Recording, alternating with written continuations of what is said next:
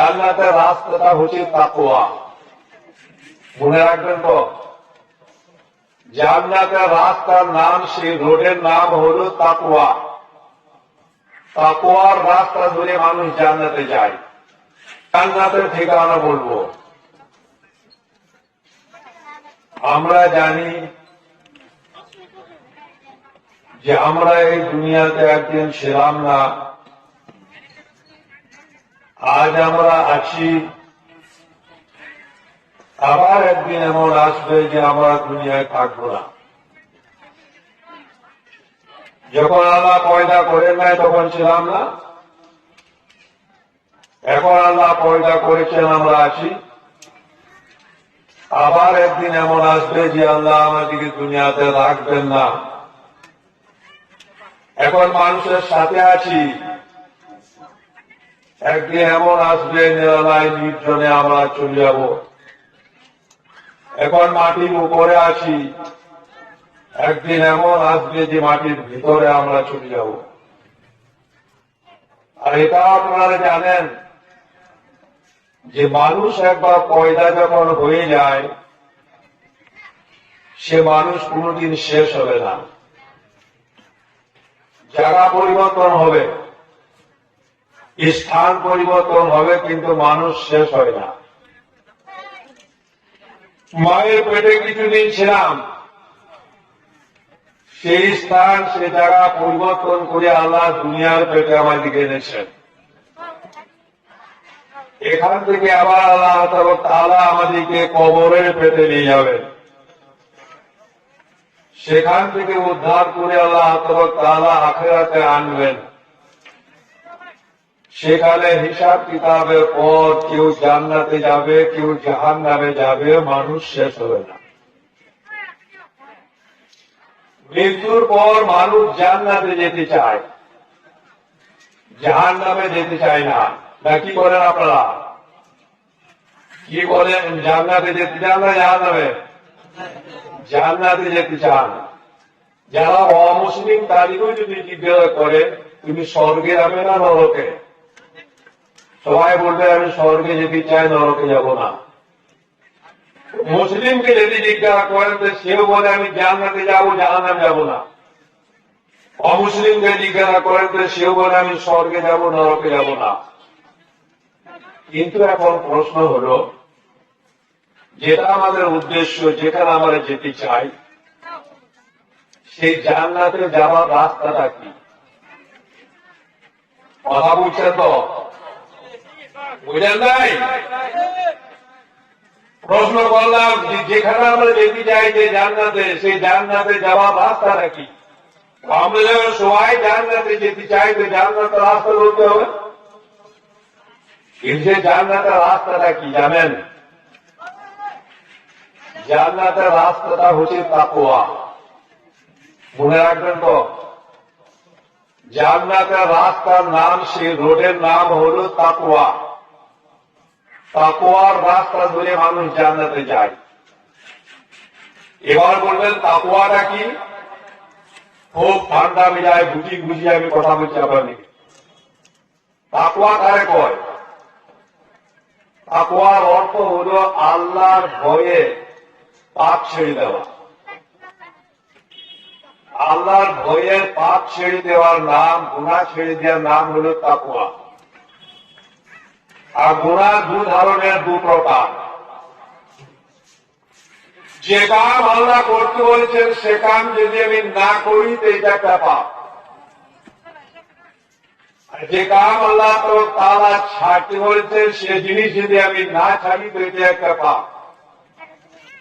এই দুই ধরনের পাপ যদি আমি আল্লাহকে ভয় করে ছেড়ে দিই তো যার নাম তাকওয়া।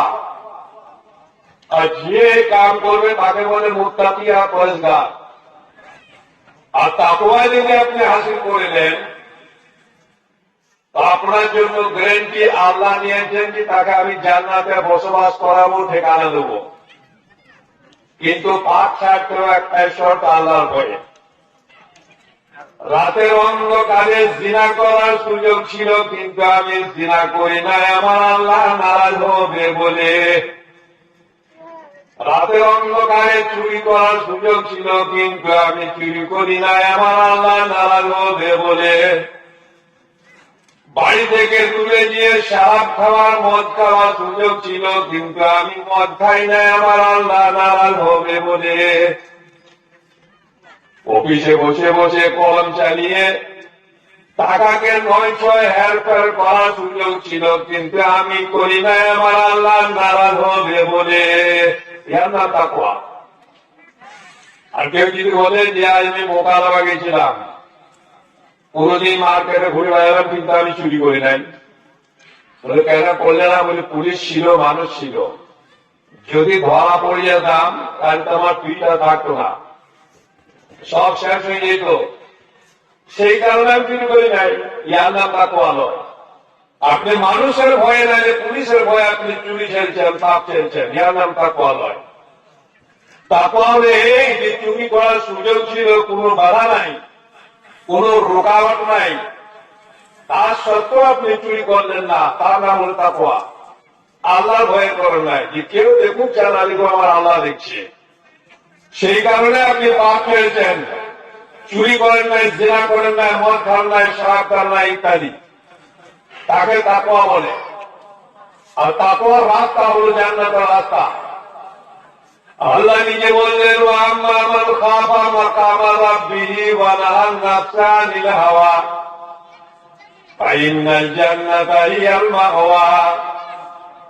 আমার আল্লাহ বলেন, যদি দুনিয়াতে কোনো বান্দা আমাকে ভয় করে পাপ ছেড়ে দেয়, গুনাহ ছেড়ে দেয়, অন্যায় ছেড়ে দেয়, অপরাধ ছেড়ে দেয়, তা আমি স্বয়ং আল্লাহ ওয়াদা করছি, ফাইন্নাল জান্নাতা হিয়াল মাওয়া, যে তার ঠিকানা, সে বান্দার ঠিকানা আমি আল্লাহ ওয়াদা করলাম জান্নাতে হবে। কোথায় ঠিকানা হবে? জান্নাতে। রাস্তাকে বললেন আল্লাহ, ওয়া আম্মা মান খাফা মাকামা রাব্বিহি ওয়া নাহান নাফসা আনিল হাওয়া ফাইন্নাল জান্নাতা হিয়াল মাওয়া। আল্লাহ বলেন, কোন বান্দা যদি দুনিয়াতে থাকার সময় পাপ ছেড়ে, অন্যায় ছেড়ে, অপরাধ এবং ভুল ত্রুটি আমাকে ভয় করে ছেড়ে দেয়, তা আমি স্বয়ং আল্লাহ ওয়াদা করছি সেই বান্দার ঠিকানা জান্নাত হবে। জান্নাতে যাওয়ার রাস্তা একটাই, তাকওয়া একটা করুন। দুনিয়াতে সম্মান পাবেন, আখিরাতে জান্নাত পাবেন। আল্লাহ বললেন, ইন্না আকরামাকুম ইনদাল্লাহি আতকাকুম। আল্লাহ বলছেন, আমার কাছে সব থেকে সম্মানিত ব্যক্তি তারা যারা তাকওয়াওয়ালা, যারা তাকওয়ার ভিত্তিতে জীবন যাপন করে, আমাকে ভয় করে দুনিয়াতে পাপ ছাড়তে থাকে। ইন্না আকরামাকুম ইনদাল্লাহি আতকাকুম। আমার কাছে সম্মানিত তারাই যারা আমাকে ভয় করে দুনিয়াতে পাপ ছেড়ে তাকওয়াওয়ালা জিন্দেগি জীবন যাপন করে। হাদিসের মধ্যে এসেছে, সাহাবারা জিজ্ঞাসা করেন, ইয়া নবী আল্লাহ, আপনার কাছে সব থেকে সম্মানিত কে? আল্লাহ রাসূলও জবাব দিলেন, আতকাকুম। তোমাদের মধ্যে যারা পরেজগার বেশি, তোমাদের মধ্যে যারা পাপ ছেড়ে দেয় বেশি, তোমাদের মধ্যে যারা অন্যায় করে না, তোমাদের মধ্যে যারা গুনাহ করে না, তারা আমার কাছে সম্মানিত, প্রিয়। তাকওয়া বড় জিনিস। তাকওয়া মানুষকে জান্নাতে নিয়ে যায়। আর তাকওয়া যদি কারো থাকে, তো দুনিয়াতে ইজ্জত এবং সম্মান পায়। বড় বড় ওলি বুজুর্গ, আজ মৌলানা ইলিয়াস আসবেন, সবাই মুসাফা করবেন, কেউ বলবেন আমাকে একটা ফোক মেরে দেন, কেউ বলবেন আমাকে তাবিজ দেন। কেন বলেন? কি কারণে বলেন? উনি কি এমপি না উনি এমএলএ না উনি রাষ্ট্রপতি না প্রধানমন্ত্রী? কিছুই তো নন।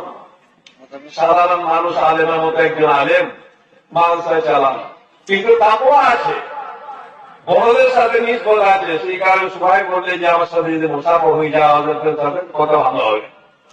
আল্লাহ দুনিয়াকে সম্মান দেন। ইন্না আকরামাকুম ইনদাল্লাহি আতকাকুম। আল্লাহ বলেন, সকলের থেকে সম্মানিত ব্যক্তি তারা যারা তাকওয়াওয়ালা জীবন যাপন করে। আগেকার জামানায় আমাদের নবী যখন আসেন নাই দুনিয়াতে, আমাদের নবী তার আগে যত নবী পার হয়েছে সবাইকে তাকওয়ার ভিত্তিতে নবুয়ত দান করা হয়েছে। আজ নবুয়তের দরজা বন্ধ। বেশি বেশি তাকওয়া ইখতিয়ার করলে বিলায়াত পাবেন, আল্লাহর ওলি হবেন, কিন্তু নবী হতে পারবে না। নবী রাস্তা বন্ধ।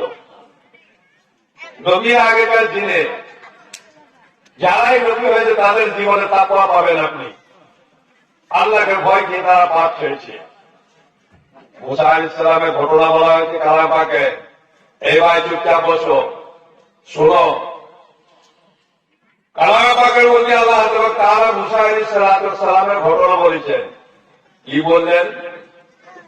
মিশরের মারপিটে একদিন মুসা আলাইহিস সালাম, তখন উনি তরুণ যুবক, ছেলে মানুষ, বিয়েও হয় নাই, বয়সও হয় নাই, মিশরের মার্কেটে ঘোরাফেরা করছেন। মিশরের মার্কেটে কথা বুঝছেন তো? কথা বুঝছেন কি বুঝেন নাই? বুঝছেন? হানা বলবেন তো। মিশরের মার্কেটে ঘোরাফেরা করছেন কে? মোসা নামে একটা বাচ্চা যে আগামী দিনে নবী হবেন। মোসার নামে একটা যুবক যে আগামী দিনে নবী হবেন। হঠাৎ করে দেখছে একটা লোক দৌড়তে দৌড়তে দৌড়তে দৌড়তে মুসার কাছে এলো। মুসাকে বলে, মুসা রে, ফিরআউনের মন্ত্রী সভায় তোমার ব্যাপারে একটা সিদ্ধান্ত গ্রহণ করা হলো, যে সেই সিদ্ধান্ত হলো যে মুসাকে কতল করে দাও, আগামী দিনে নবী হবেন। এখন যুবক ছেলে বাচ্চা। إذ جاء رجل من أقصى المدينة يسعى। কালাম পাকে আল্লাহ বললেন, যখন একটা ব্যক্তি দৌড়তে দৌড়তে মিশরের মার্কেট থেকে মুসার কাছে এলো, আলাইয়া মুসা ইন্নাল মালাআ ইয়াতামিরুনা বিক। এই মুসা, তোমার ব্যাপারে ফিরআউনের দরবারে মশওয়ারা বসেছে, মন্ত্রী সবাই মিটিং চলছে, ক্যাবিনেট মিটিং চলে। তাহলে কি করবো? বলে ভাব তো তোমাকে কতল করবে। মশাই চিন্তা করলেন যে তাহলে আমি কি করি? যিনি খবর দিলেন তিনি বললেন, তুমি এখান থেকে বার হয়ে যাও, মিশরের বাজার ছেড়ে তুমি অন্য কোথায় চলে যাও, অন্য দেশে চলে যাও। যুবক ছেলে ফিরআউনের মতো জালিম মন্ত্রী সভায় সিদ্ধান্ত গ্রহণ হয়েছে তাকে কতল করা হবে। মুসাও মানুষ, তারও ভয় দেওয়ার পথ আছে। তুমি এখান থেকে চলে যাও। মুসা আলাইহিস সালাম দৌড়তে লাগলেন। দৌড়তে দৌড়তে যেতে যেতে চলতে চলতে মাদাইন বলে একটা টাউন গেলেন। সে জামানায় প্রত্যেকটা টাউন, প্রত্যেকটা রাস্তা একটা রাস্তাওয়ালা। আমাদের ভারত থেকে মানুষ যদি অন্য জায়গাতে পালায় পালিয়ে যায়, সে দেশের সাথে যদি ভারত সরকারের কোন না থাকে, তাহলে সেখান থেকে আমাকে ধরে আনতে পারবে না। মিশর থেকে মাদাইন গেলেন কেন? সে একটা আলাদা রাষ্ট্র, সেখানে ফেরাউন আর কিছু করতে পারবে না। উনি চলে গেলেন কোথা? মাদাইন, মদিনা নয়, মাদাইন বলে আরেকটা সিটি, আরেকটা শহর, সেখানে গেলেন। শহরে ঢোকার আগে একটা গাছের তলায় উনি বসেছেন। কিছুক্ষণের জন্য উনি আরাম করবেন, কিছুক্ষণের জন্য উনি আরাম করবেন। দৌড়তে দৌড়তে এসেছেন, আরাম করবেন, সেখানে আরাম করছেন। মনে মনে দোয়া করছেন, আল্লাহ, বিদেশে এসেছি যেখানে আমার কোনো পরিচয় নাই, কোন বন্ধু বান্ধব নাই, আত্মীয় স্বজন নাই, আমি কোথায় যাই? তোমার দুশ্মন ফেরাউনের ভয়ে আমি দেশ ত্যাগ করে মিশর ছেড়ে দেয় মাদাইন এসেছি। আমাকে তুমি জায়গা দাও, আমার তুমি ব্যবস্থা করো। আমি খাই নাই, পানি পান করি নাই, আশ্রয় নাই, আমার কোথায় নিয়ে যায়? বসে বসে চিন্তা করছেন, বাঁ সাইডে দেখছি একটা কুয়া। কুয়া জানেন তো? কুয়া জানেন তো? কুয়া। কুয়ার পাশে দুটো মেয়ে, দুটো ছেলে, দুটো সওয়ালি যুবতী। কুয়ার পাশে গোটা কয়েক ছাগল নিয়ে, কয়েকটা ছাগল নিয়ে দাঁড়িয়ে আছে। মুসা আলাইহিস সালাম বারবার দেখেন, যেখানে কয়েকটা ছাগল নিয়ে ছেলেরা দাঁড়িয়ে কেন আছে, কি ব্যাপার? যখন চিন্তা করছেন তখনই দেখলেন যে একদল রাখাল, যারা ছাগল চড়ায়। মরুভূমির দেশ, ছাগল পালার খুব নিয়ম আছে তাদের দেশে। শত শত নয়, হাজার হাজার একটা মানুষ ছাগল পালে।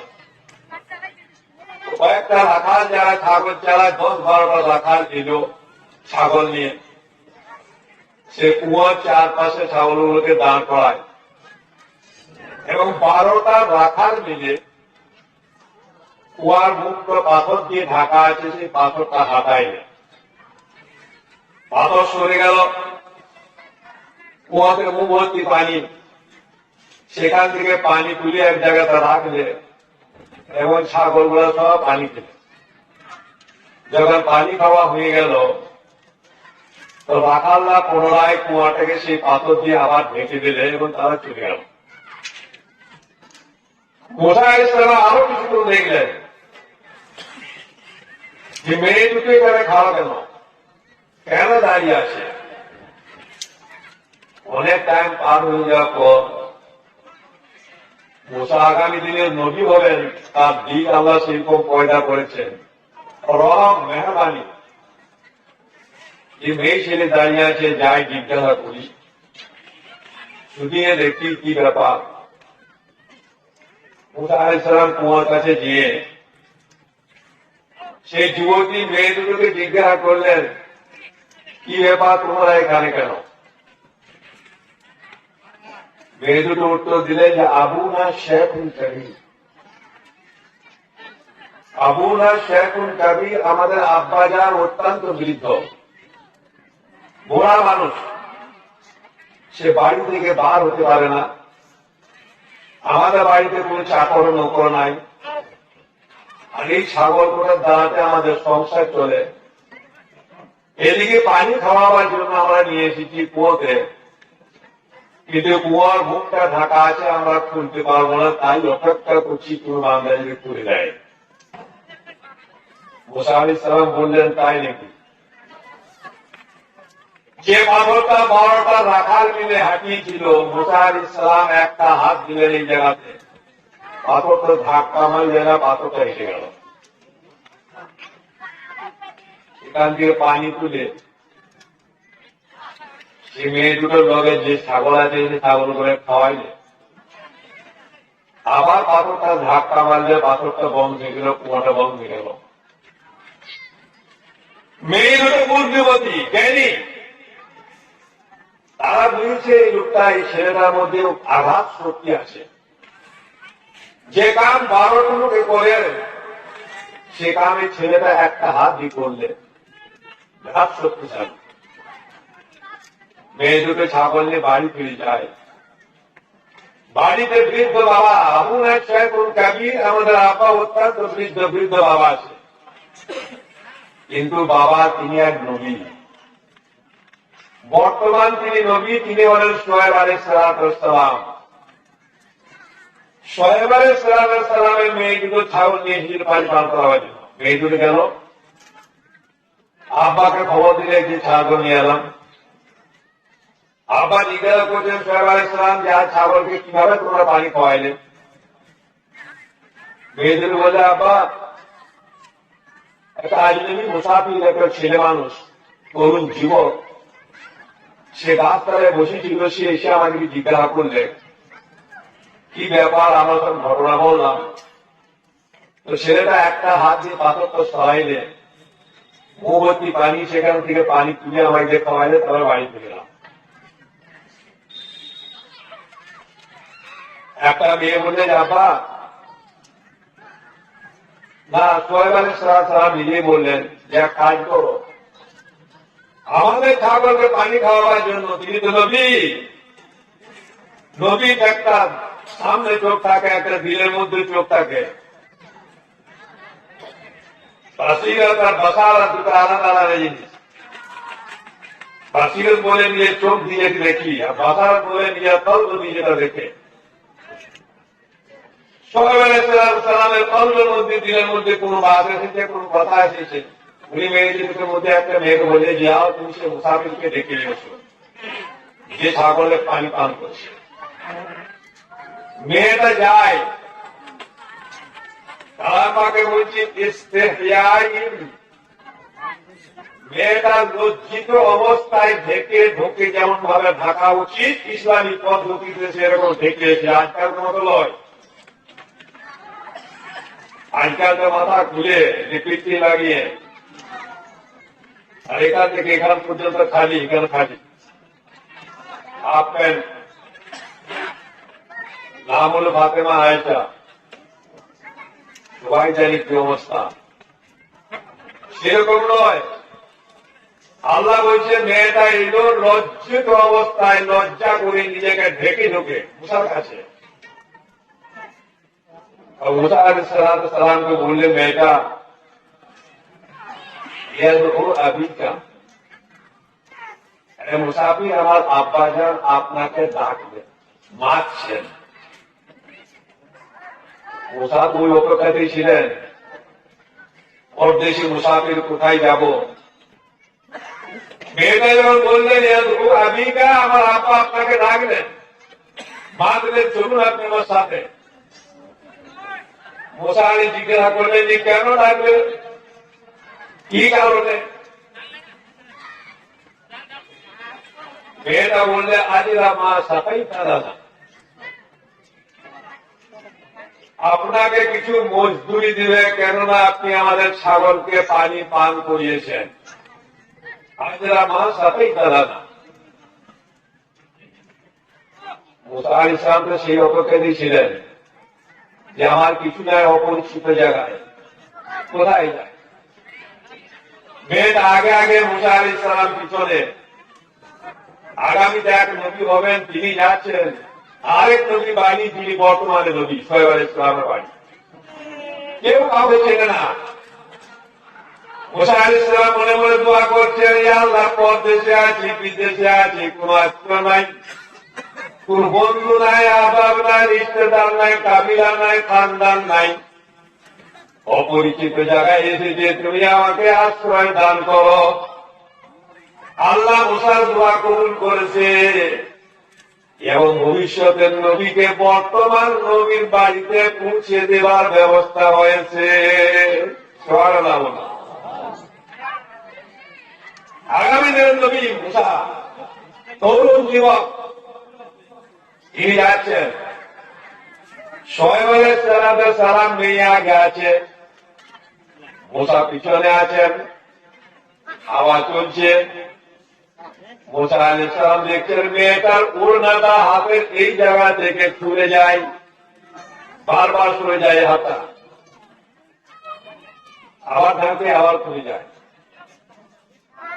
মুসা আলাইহিস সালাম দেখলেন যে মেয়েটা সতর্ক হয়ে চলছে, তার সত্ত্বেও তার হাত খুলে যায়। এইটা মেয়েটার পর্দার জায়গা, এটা খোলা চলবে না। আমাদের তো এখান পর্যন্ত খোলা আছে, এখাই চলবে না। তুমি তো যেটা ধুতে ধুই, আমরা পুজো করার সময় যে জায়গাটা ধুই, সেই জায়গাটাও খোলা চলবে না। মুসা বললে, এই তো ব্যাপার দিকে হচ্ছে, আমি বারবার দেখতে পেয়েছি মেয়েটা সতর্ক, কিন্তু হাওয়া চলছে, ব্যবস্থা করা যাচ্ছে না, কি করি। মুসা আলাইহিস সালাম মেয়েটাকে বললে যে বোনটি, তুমি পিছনে এসো, আমি আগে যাই। মুসা আগে হয়ে গেলেন, মেয়েটাকে পিছনে বললেন ডাইনে বাঁয়ে যেদিকে ঘুরতে হবে, ফিরতে হবে, তুমি বলবে, আমি ঠিক সেদিকে যাবো। মেয়েটা বুদ্ধিমতী, আগে কুয়াত রেখেছে, ছেলেটা শক্তিশালী অত্যন্ত, আর এখন দেখছি যে ছেলেটাও ইমানদার খুব। আমার এই জায়গাটা খুলে যাচ্ছে, দেখবে না ব্যাপারটা, সেই কারণে নিজেকে আগে বললে আমাকে পিছনে করে দিলেন। আর কালামে পাকের মধ্যে আল্লাহ বলছেন যে নিজের বাড়িতে কাউকে যদি কামলা রাখেন, মজদুর রাখেন, লেবার রাখেন, নৌকর রাখেন, তো তার মধ্যে দুটো জিনিস দেখবেন, কাবিল আমিন, সে যেন শক্তিশালী হয় আর সে যেন ইমানদার আমানতদার হয়। শক্তিশালী এই কারণে যখন কাজ করবে তখন মারাত্মক করবে, আর ইমানদার এই কারণে আপনার বাড়িতে থাকার সময় কোন আমানতের খেয়ালত করবে না। কাবিল আমিন তাকে বলেছে, মেয়েটা বুঝতে করেছে কুয়াতে খোলার সময় যে সুদের শক্তিশালী কবি, আর এখন বুঝতে পারলেন যে আমাকে পিছনে উনি আগে, উনি আমি আমার দা দুই বেশি পর মিলে গেছে। আস্তে আস্তে বাড়ি গেলেন, সালাম মুসাফা সালাম আলাইকুম ওয়ালাইকুম সালাম। পরিচয় হলো, কে পরিচয় হবে? আমি মুসা। তৃতীয় অবসরে মেয়েটা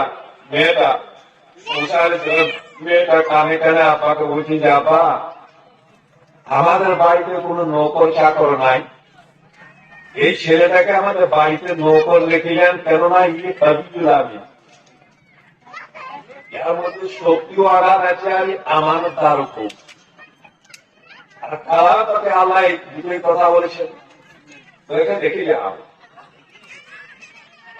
সালাম বললেন মুসাকে, মুসা তুমি যে অপরিচিত জায়গায় এসেছ, কোন কাবিলা নাই, খানদান নাই, বন্ধু বান্ধব স্বজন নাই, কোন পরিচিত যখন মানুষ নাই, তো তুমি আমার বাড়িতে থাকো এবং আমার ছাগল চালাও। 8 বছর চালাও, নাই 10 বছর চালাও, তারপর আমি দুটো মেয়েদের মধ্যে একটা মেয়ের সাথে তোমার বিয়ে দিয়ে দিব, এটাই তোমার মজুরি হয়েছে। মুসা আলাইহিস সালাম বললেন, হযরত আমি রাজি আছি, আমাকে কোথাও ঠিকানা নাই, ছাগল চালাবো, খাবো, থাকবো, বিয়ের কথা পরে বলে। মুসা আলাইহিস সালাম 8 বছর নয় 10 বছর কি ছাগল চালাইলেন। ছাগল চালাবার পর সোহেব আলাইহিস সালাম বললেন যে মুসা রে, তুমি নিজের ওয়াদা পুরো করেছ, 10 বছর তুমি ছাগল চালাইলে, এবার আমাকে নিজের ওয়াদা পুরো করতে হবে। আমার এই দুটো মেয়ের মধ্যে একটা মেয়ের সাথে তোমাকে বিয়ে দেবো। বিয়ে হয়ে গেল একটা মেয়ের সাথে, কিছুদিন সংসার হলো, একলগে থাকলে। এবার মুসা আলাইহিস সালামকে নিজের মা মনে পড়েছে। 10 বছর আগে মিশরে নিজের মাকে ফিরে পালিয়ে এনেছিলেন, মা মনে পড়েছে যে আমার মাকে যে হালে রেখেছিলাম কেমন আছে জানি না, আর মায়ের খবর দিতে হবে। আজকাল তো অবস্থা পাল্টে গেছে, মায়ের কথা শুনে না বিবির কথা শুনে, বউ পাগলা। মা যদি বলে এখানে কালাম থেকে, এখানে লোহা কাটা থেকে, ফার্মেসি থেকে একটা ওষুধ এনে দেয়, তোর আর কোনো কাজ নাই, সকাল সন্ধ্যা ওষুধ আর ওষুধ ট্যাবলেট আর যায়। আর বিবি যদি বলে যে তেজপুর যাও, ওখানে বানারসি শাড়ি পাওয়া যায়, আমার লেগে নিয়ে এসো, সকাল ফজর আগে উঠে বিবি ফরমান হুকুম করেছেন, আদেশ দিয়েছেন, গুয়াহাটিতে পাওয়া যায় না, তেজপুর চললে সুস্থ। আরে জামানা, মাকে ভুলে গেলে বিবিকে তুমি মনে রেখেছ। হাদিসে এসেছে এক জামানা এরকম আসবে যে মানুষ বিবির নৌকর হয়ে যাবে, মাকে ফেলে দেবে। আর এই মা, তুমি যখন পয়দা হয়েছিলে আর তুমি যখন মায়ের পেট থেকে ভূমিষ্ঠ হয়েছিলে, 32টা রোগ এবং শিরা খেয়ে তুমি যখন বার হয়েছিলে, তোমার মা রক্তাক্ত অবস্থায় জিহাদের ময়দানে যেন শহীদ করার পাইছে কোনবা তোল দিয়েছিল, দুঃখ কষ্ট পেয়েছিল, সেটা আমরা ভুলে গেছ। যখন তোমার জ্ঞান ছিল না, তখন তুমি হিলতে পারতো না, মা তোমার আদর করেছে, কদর করেছে, খাইয়েছে, বিছানায় রাত করে শোয়ানো হয়েছে, বাচ্চা পেশাব করেছে, বিছানায় ভিজে গেছে, মা পাল্টি দিলে আর নতুন শুকনো বিছানা বিছিয়ে, কিছুক্ষণ পর 1-2 ঘন্টা পর আবার পেশাব করেছে, মুতি দিয়েছে, আবার পড়াইছে, আবার 1 ঘন্টা 2 ঘন্টা পর বাচ্চা আবার পেশাব করেছে, আবার মুতি দিয়েছে, আবার ভিজে গেছে। মা দেখলে যে আমার কাছে তার শুকনো বিছানা নাই, তাহলে কি করি, মা বললে আমি ভিজে বিছানায় শুয়ে যাই, আমার বাচ্চাকে সুখ বিছানায় শোয়াই, বিছানার পাল্টি করে দেয়, আর নাম হলো মা। আল্লাহ রসুল বলেন মায়ের দোয়া ছেলের পক্ষে কোনদিন বধ করেন না আল্লাহ তাআলা। বৃদ্ধ অবস্থায় মা যদি স্পষ্ট কথা নাও বলতে পারে, দিনের মধ্যে কথা আছে কিন্তু জুবানের মধ্যে বার হয় না, আবার আল্লাহ রসুল বলেন তার ভোট দুটা যদি খালি নড়াচড়া করে, আল্লাহ বলেন আমি তার মায়ের দিলের কথা শুনে তাকে কবুল করি তার সন্তানের পক্ষে, কবুল করে দিই। সে মাকে ভুলে যায়, বৃদ্ধ বাবাকে ভুলে যায়। আর না মুসা আলাইহিস সালাম মা মনে পড়েছে 10 বছর ফেরাউনের ভয় চলে এসেছি, যাই মাকে দেখা। এই বাচ্চা বিবিকে নিয়ে চলে আসছে রাস্তায়। ঘটনা লম্বা বলছি না পুরোটা, এক জায়গায় যিনি ফরমাইশ করলে আমাদের আগুনের দরকার। মুসা আলাইহিস সালাম বলে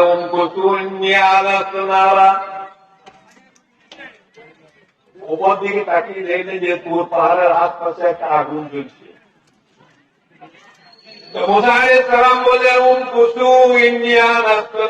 তোমরা এখানে খাও, তোমরা এখানে দাঁড়াও, তোমরা এখানে অপেক্ষা করো, আমি একটা আগুন দেখতে পেয়েছি। দিদিকে তার সাথে প্রচুর জামাত শেখা ব্যবহার করেছে, মনে হয়েছে দিদির সাথে আরো কোন কাজ করুন ছিল। তোমরা এখানে থাকো, আমি একটা আগুনের চিঙ্গারি দেখতে পেয়েছি, তোমাদের জন্য আগুন আনতে চাই। নিজের বিবিকে সেখানে রেখে দিয়ে মুসা আলাইহিস সালাম আগুনের জন্য গেলেন। তুর পাহাড় সামনে, যখন তুর পাহাড়ে মুসা আলাইহিস সালাম চাপবেন, বাইরে থেকে একটা আওয়াজ আসছে, ফাখলানা লাইক ইন্নাকা বিল ওয়াদিল মুকাদ্দাসে তুয়া। ফাখলা মানে তুমি খুলে দাও, আর নালাক মানে তোমার জুতা এবং স্যান্ডেল খানা। ফাখলানা লাইক ইন্নাকা বিল ওয়াদিল মুকাদ্দাসে তুয়া।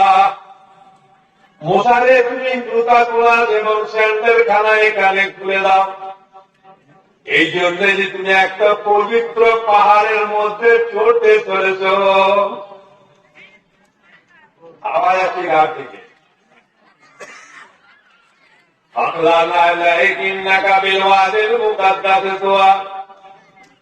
মোটা তুমি চপ্পল খুলো, স্যান্ডেল খুলো, জুতা কিনো, এই জন্যই যে তুমি এক পবিত্র পর্বতমালায় আরোহণ করতে চলেছ। পাহাড় চাপেন, সে কি পাহাড় আমরা সবাই জানি, তুর পাহাড়। তুর পাহাড় কোথা পড়ে জানেন? লবনানে, সেখানে পড়ে পাহাড়। সেই তুর পাহাড় যা মুসা আলাইহিস সালাম চাপছেন জুতা স্যান্ডেল খুলে দিয়ে। আবার খবর আসছে, গায়েব থেকে খবর আসছে, মুসা তুই যেটাকে আগুন ভেবেছিলি সেটা আগুন বেরিয়ে আমার তেজেনলি। আল্লাহ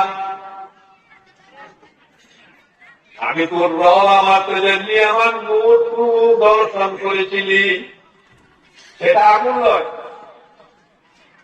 লম্বা কাহিনী, সেদিকে যাব না।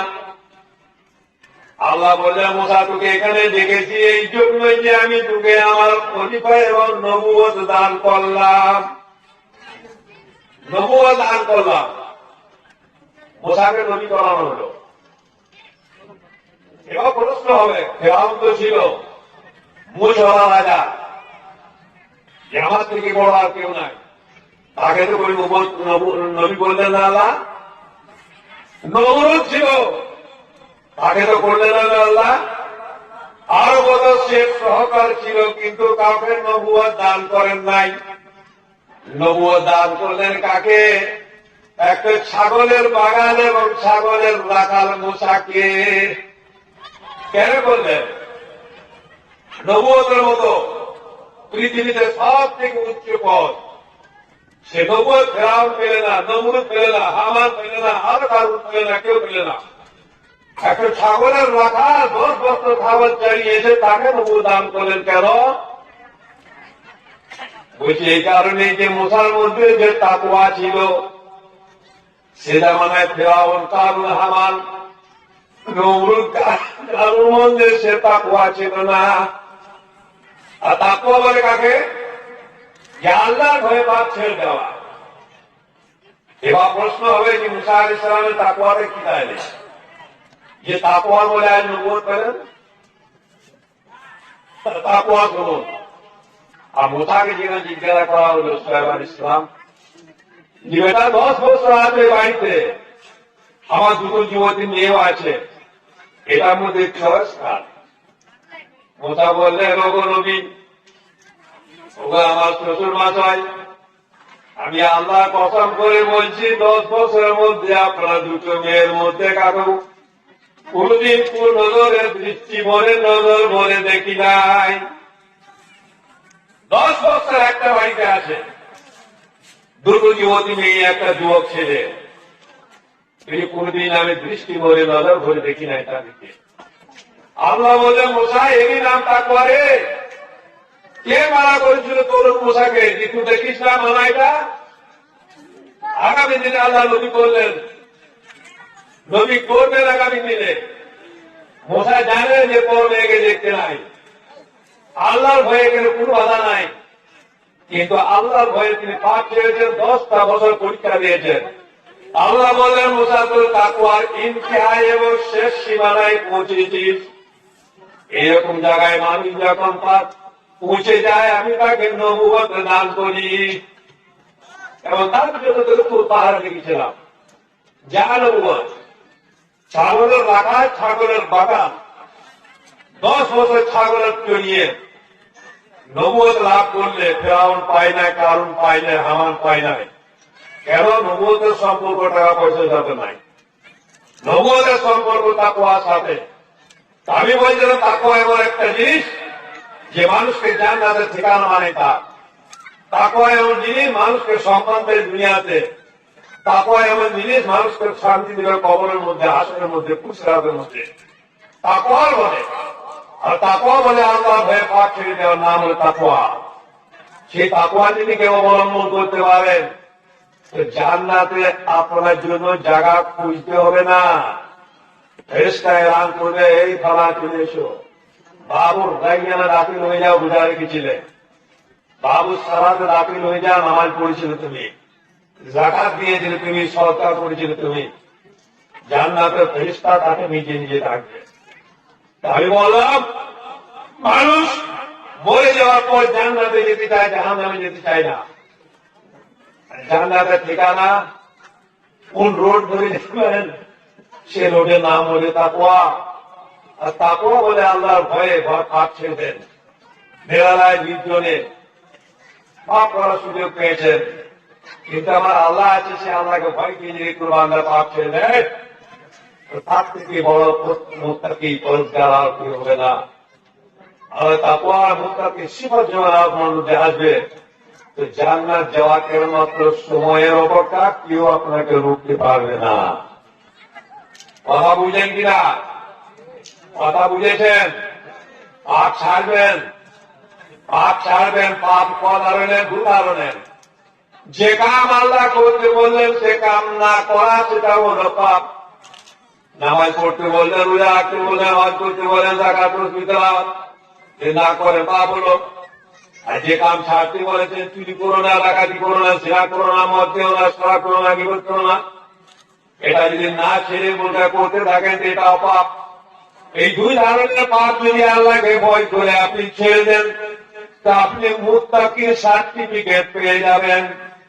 এবার আল্লাহ বলছে, আমি জান্নাতকে বানিয়েছি এই মুত্তাকিদের জন্য, আমি জান্নাতকে বানিয়েছি এই তাকওয়ার জন্য, আমি জান্নাতকে বানিয়েছি সাজিয়েছি পরহেজগার বান্দাদের জন্য।